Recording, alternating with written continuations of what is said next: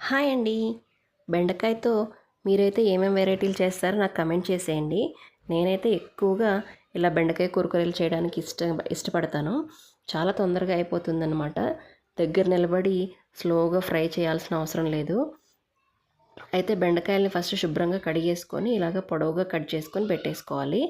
తర్వాత దాంట్లోకి నేను ఇక్కడ పావు కిలో బెండకాయలు తీసుకున్నాను. దాంట్లోకి ఒక పెద్ద స్పూన్ తోటి శనగపిండి, అలాగే ఒక 2 స్పూన్స్ కార్న్‌ఫ్లోర్ వేసుకొని కొంచెం ఉప్పు, కారము, అలాగే అల్లం వెల్లుల్లి పేస్ట్ వేసేసి బాగా కలిపేసుకోవాలి.